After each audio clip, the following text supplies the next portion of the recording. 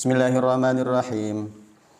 Fa'lam anna az-zuhda yaqa'u 'indana fil halal wal haram, fahuwa fil haram fardun wa fil halali naflun. Maka ketahuilah sesungguhnya berzuhud menurut kami itu terjadi pada perkara halal dan juga yang haram. Maka berzuhud dalam perkara haram adalah wajib, sedangkan zuhud dalam perkara yang halal adalah sunnah. Contohnya zuhud terhadap perkara yang haram bagaimana? Pekerjaannya tidak halal, bisnisnya tidak halal. Maka berzuhud terhadap dunia yang seperti ini, yang haram, wajib. Kita harus betul-betul meninggalkannya. Tapi kalau pada perkara yang halal maka sunnah. Contohnya kerjaannya halal, usahanya halal. Maka berzuhud terhadap perkara yang halal tadi hukumnya sunnah. Supaya meningkat lagi ibadah kita, memperbanyak ibadah kita, dan juga kualitasnya lebih tinggi, derajatnya lebih tinggi di sisi Allah Subhanahu wa taala. Tetapi perkara yang halal tadi akan menjauhkan kita dari Allah, walaupun halal bukan sunnah lagi meninggalkannya, tetapi menjadi fardu ain, menjadi wajib juga. Contohnya kerjaannya halal, usahanya halal, tapi gara-gara usaha tersebut tidak sholat, maka wajib meninggalkan kerjaan tersebut. Ingat, tujuan kerja itu adalah untuk menopang ibadah. Sebagai sarana supaya bisa beribadah, punya uang, akhirnya bisa beli baju untuk sholat, bisa membeli peci, bisa menafkahi anak dan istri.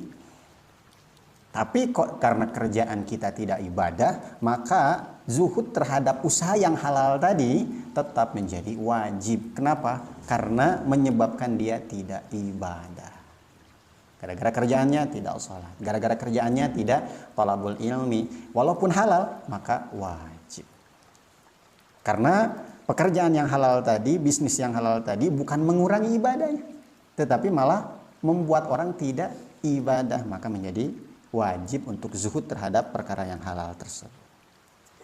Contoh yang lain, gara-gara usaha tersebut dengan temannya malah jadi bermusuhan, putus silaturahmi. Keuntungannya gara-garanya tidak adil bagaimana sehingga kita bermusuhan. Maka daripada menyebabkan kita jatuh kepada perkara yang haram, lebih baik tinggalkan. Bukan lebih baik lagi, malah jadi wajib tinggalkan bisnis yang seperti itu. Atau dalam pekerjaannya kita malah korupsi, maka tinggalkan usaha atau kerjaan seperti itu. Kemudian kedudukan perkara haram ini bagi orang-orang yang selalu menegakkan ketaatan itu sederajat dengan kedudukan bangkai yang menjijikan. Ia tidak akan mendatangi dunia kecuali ketika darurat dengan seukuran bisa menolak bahaya atau resiko kematian. Apa saja tadi yang haram? Bisa jadi usahanya yang haram, atau pekerjaannya yang haram, atau perkara halal, tapi kok menyebabkan dia meninggalkan ibadah, maka ini kedudukannya seperti bangkai. Maksudnya bagaimana? Kira-kira bangkai itu sudah dikasih wangi, kita mau memegangnya apa enggak? Contohnya ayam yang mati kemarin. Pernah viral kan ayam tiren. Kita tahu itu ayam mati kemarin, matinya tidak disembelih. Sudah 1 hari, dia kan jadi bangkai. Jangankan dibeli, diberi pun nggak mau. Kenapa? Karena itu jelas bangkai. Itulah kedudukan perkara yang haram. Maka kita benar-benar wajib meninggalkannya. Kalau kita kok masih mau bekerja, pekerjaannya haram, atau mau bekerjanya menghalangi ibadah, berarti sama saja kita memakan bangkai, memegang bangkai, membawa bangkai. Adapun berzuhud dalam perkara yang halal, maka sesungguhnya adanya itu dalam kedudukan para wali abdal. Menurut mereka, perkara halal itu sama derajatnya dengan kedudukan bangkai. Mereka tidak akan mengambil darinya kecuali seukuran yang tidak boleh tidak mesti dipenuhinya. Kalau berzuhud dari perkara yang halal, ini kedudukannya seperti wali abdal, seorang waliullah, wali yang disayangi oleh Allah Subhanahu wa taala. Kalau seseorang ini bisa berzuhud dari perkara yang halal, kerjaannya halal, bisnisnya halal, tidak mengganggu ibadah dia, tapi dia tetap mau meninggalkannya. Sudah, saya cukup dengan yang saya miliki. Dia meningkatkan ibadahnya. Orang yang bisa seperti ini kedudukannya seperti wali Allah, wali abdal. Mereka menganggap zuhud dari perkara yang halal ini, wali abdal, itu seperti bangkai. Kalau kita mah zuhud dari perkara yang haram, itu kedudukannya seperti bangkai. Tapi kalau wali abdal, zuhud dari perkara yang halal pun itu seperti bangkai. Artinya bagaimana? Boleh nggak kita makan bangkai? Ya nggak boleh, haram. Makan anjing? Haram. Makan babi? Haram. Tapi bolehkah kita makan babi, makan anjing, makan bangkai ketika kita kelaparan? Contohnya ketika kita di hutan? Boleh. Karena dalam keadaan darurat. Nah, kita boleh melakukan perkara yang haram selagi itu darurat. Kalau wali abdal beda lagi. Mereka mengambil dunianya itu, mencari dunia ketika memang diperlukan bagi mereka. Selagi mereka tidak sangat-sangat lapar, untuk apa saya kerja? Untuk apa saya bisnis?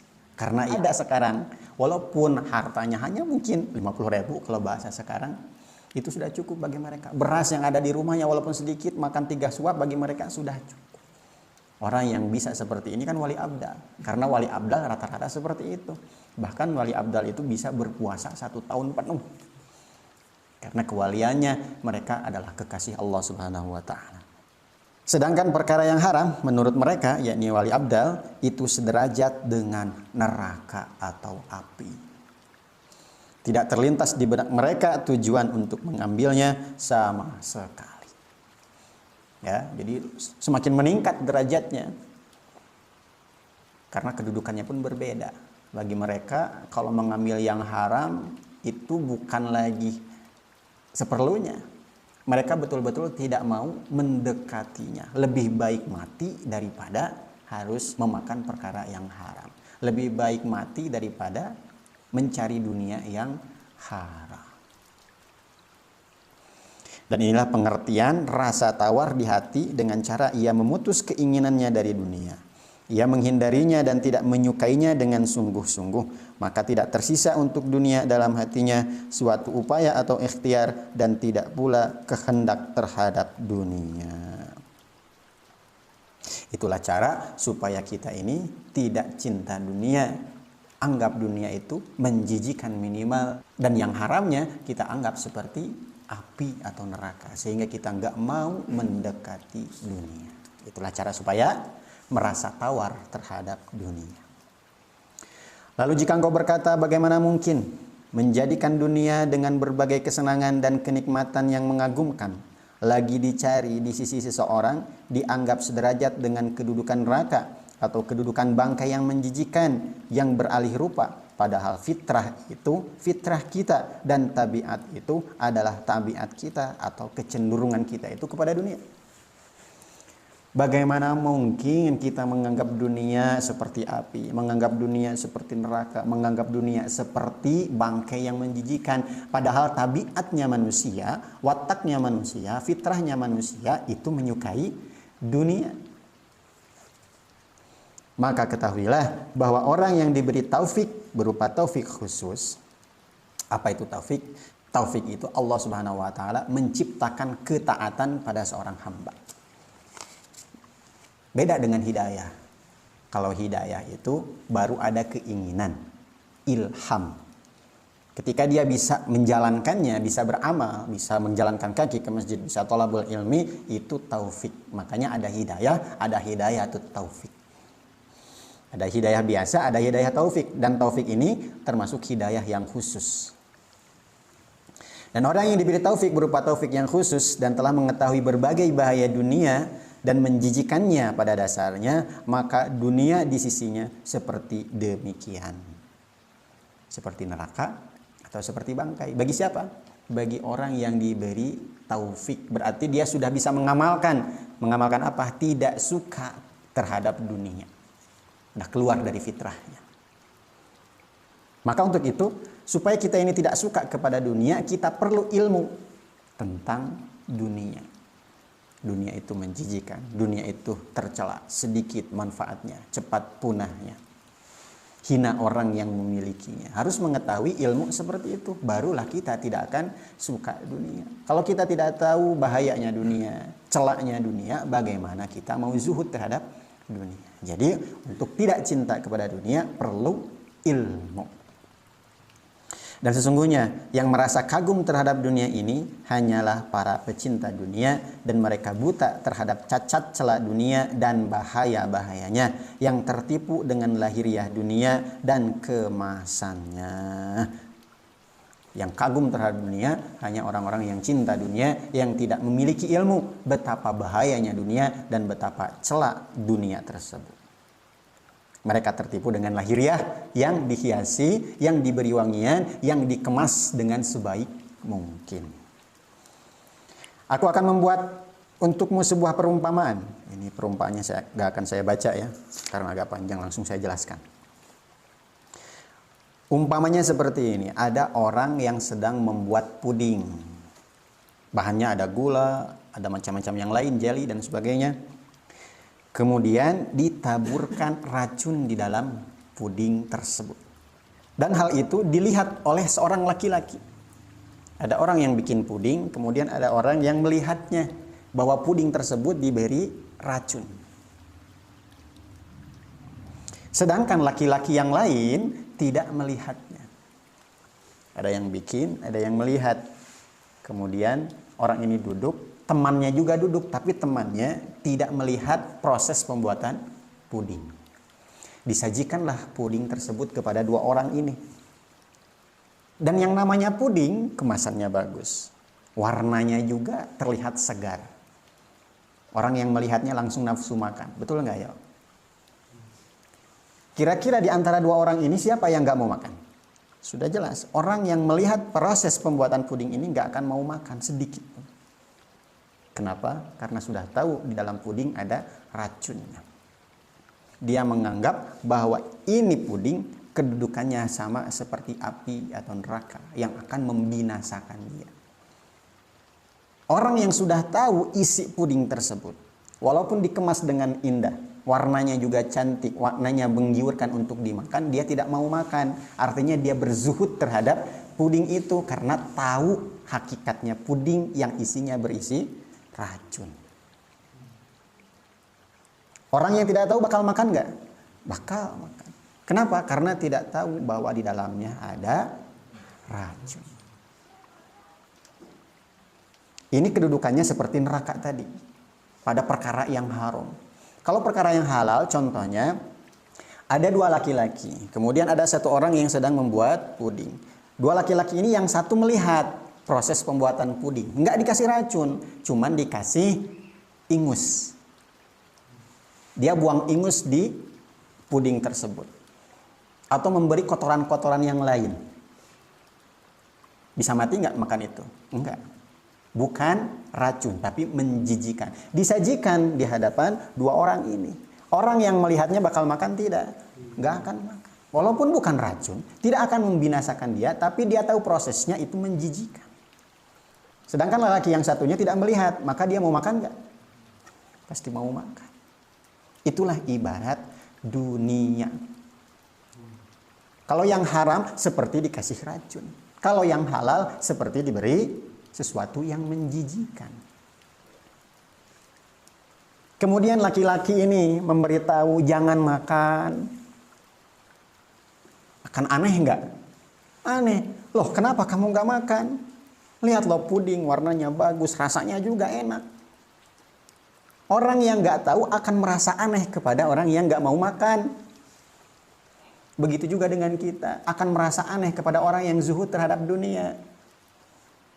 Akan merasa aneh kepada para nabi, akan merasa aneh pada para sahabat, merasa aneh pada wali-wali Allah yang nggak mau dunia. Padahal mereka itu sudah tahu. Seperti dua orang tadi, yang pertama tahu nggak pembuatan proses puding ini? Tahu, makanya nggak mau makan. Nah, kalau masalah zuhud terhadap dunia, siapa yang tahu? Para nabi, Rasulullah, para sahabat juga sudah tahu, wali-wali Allah juga sudah tahu. Kemudian diberitahukan kepada kita. Kita tinggal percaya kepada para nabi, kepada Rasulullah, kepada para sahabat, kepada para wali-wali Allah atau tidak? di antara dua laki-laki ini dikasih tahu sama pria yang melihatnya, jangan dimakan, ada racunnya. Atau jangan dimakan, dikasih ingus itu pudingnya. Tinggal percaya atau tidak. Kalau nggak percaya, yang haram akan membinasakannya. Kalau nggak percaya, yang halal membuat dia jorok. Tidak tahu apa yang menjijikkan. Begitu juga dengan kita. Perumpamaan yang sebelumnya dibahas, seperti bangkai, seperti api neraka, itu ibarat yang sudah disampaikan oleh para nabi, oleh nabi kita Rasulullah SAW. Tinggal kita percaya atau enggak. Kalau percaya, berarti kita harus zuhud terhadap dunia. Dan sesungguhnya berbeda keadaan dua lelaki tersebut, disertai kesamaan keduanya dalam tabiat dan fitrah atau sifat asli. Yakni kedua laki-laki ini sama-sama mempunyai fitrah apa? Suka terhadap puding. Karena memiliki penglihatan dan pengetahuan, yakni berilmu, terwujud pada salah satunya, sedangkan ketidaktahuan dan kekasaran tabiat sembrono terwujud pada lelaki yang lainnya. Dua-duanya sama suka, tapi yang satu berilmu, melihat langsung, makanya dia nggak mau mendekati itu puding, apalagi memakannya. Sedangkan yang satu suka sama puding, tapi nggak tahu, maka otomatis dia akan memakannya. Dan dia akan merasa aneh kepada yang temannya yang nggak mau makan puding. Maka jika pecinta dunia telah mengetahui dan melihat apa yang diketahui oleh orang zuhud, pasti ia akan berzuhud juga seperti orang yang zuhud itu. Sudah dijelaskan ya, tadi jelas. Kalau penglihatan kita sama dengan penglihatan Rasulullah, sama dengan penglihatan para sahabat, sama dengan penglihatan para wali Allah yang zuhud. Karena mereka sudah mengetahui bahayanya dunia, maka kita juga akan zuhud. Cuman penglihatan kita belum sampai ke situ. Masih menganggap biasa saja terhadap dunia. Dan jika orang yang zuhud itu bodoh dan buta dari segala hal yang membutakan pecinta dunia, pasti akan menjadi pecinta dunia seperti dia. Tapi kalau orang yang zuhud tahu bahwa itu sudah diracuni, bahwa itu sudah diberi ludah atau diingusi, karena bodoh, peduli amat, yang penting makan. Nah, maka orang yang zuhud pun akan cinta kepada dunia. Maka engkau telah mengetahui melalui uraian tersebut bahwa perbedaan ini berada pada posisi penglihatan-penglihatan, bukan pada tabiat-tabiat. Sebelum kan sudah dibahas bagaimana kita membenci dunia, tidak cinta dunia, sedangkan tabiatnya manusia adalah cinta dunia. Maka jangan salahkan tabiat tersebut. Karena memang tabiat semua manusia itu sama, cinta dunia. Cuman yang membedakan adalah penglihatannya, ilmunya. Kenapa orang bisa zuhud terhadap dunia? Karena punya ilmu betapa membahayakannya dunia. Maka kita tinggal ikut mereka yang sudah zuhud karena penglihatan mereka terhadap dunia tersebut, atau terus-terusan cinta dunia. Itu tergantung kepada kita. Dan cinta dunia itu berbeda-beda. Ada orang yang rusak dengan 100.000, ada orang yang dengan 100.000 bisa memanfaatkannya. Dengan 100.000 dia bisa belikan alkohol, rusak tuh dia. Ada juga dengan 100.000 dia manfaatkan untuk anak dan istrinya. Ya, betul-betul dimanfaatkan untuk akhiratnya, untuk kehidupannya. Bukan untuk bersenang-senang. Ada juga yang 100.000 sombong. Jadi cinta dunia itu berbeda-beda. Siapa yang bisa menilai bahwa kita cinta dunia atau tidak? Tidak ada lain kecuali diri kita sendiri. Ada juga yang rusak dengan 100 juta. Ada juga yang bisa memanfaatkan 100 juta dengan sebaik mungkin. Jadi jangan suka menjudge orang. Wah, dia kaya, punya mobil, rumah gede, bisnisnya di mana-mana, cinta dunia. Belum tentu. Bisa jadi dia punya mobil, punya rumah gede, punya perusahaan, hatinya tidak cinta dunia. Dia selamat dengan dunia yang dia miliki. Hartanya dipakai untuk agama, dibuatkan pesantren, ya, membantu fakir miskin. Dan dia tetap mengaji, sholat berjamaahnya terjaga. Berarti dia selamat dengan dunia yang dia miliki. Jangan suudzon. Yang bisa menilai apakah seseorang cinta dunia atau tidak, tidak ada lain kecuali diri kita sendiri. Intinya apa? Kalau dunia itu menjauhkan kita dari Allah, menjauhkan kita dari ibadah, menghalangi kita dari ibadah, itulah disebut cinta dunia. Tapi kalau dunia itu tidak menjauhkan kita dari Allah, sholat berjamaah masih istiqomah, thalabul ilmu masih istiqomah, sedekah masih istiqomah, puasa tidak pernah tertinggal, tahajud, duha, dan lain sebagainya, berarti ini bukan orang yang cinta dunia. Jadi jangan suudzon, jangan-jangan yang cinta dunia itu adalah kita. Dan ini merupakan dasar yang bermanfaat dan pembicaraan yang jelas lagi bagus. Terakui hal itu oleh siapa saja yang berakal dan juga merasa sadar. Dan hanya Allah Ta'ala pemenang hidayah dan taufik melalui karunia-Nya. Mudah-mudahan Allah Subhanahu wa Ta'ala memberikan kita taufik dan hidayahnya kepada kita. Karena seberapa besar pun kita berusaha untuk zuhud, bahkan melakukan zuhud yang mampu kita kerjakan, kalau tidak diberi taufik dan hidayah nggak akan bisa. Maka selalu meminta kepada Allah supaya diberi tawar terhadap dunia. Bagaimana caranya? Kita berikhtiar untuk berzuhud terhadap perkara yang mampu kita kerjakan. Dalam bab sebelumnya sudah dibahas, silakan buka lagi. Wallahu a'lam bishawab. Yang betulnya dari Allah, yang salahnya dari kebodohan kekurangan saya pribadi. Kita tutup dengan doa kifaratun majelis. Subhanallah bihamdihi subhanakallahumma bihamdika asyhadu an la ilaha illa anta astaghfiruka wa atubu ilaik. Assalamualaikum warahmatullahi wabarakatuh.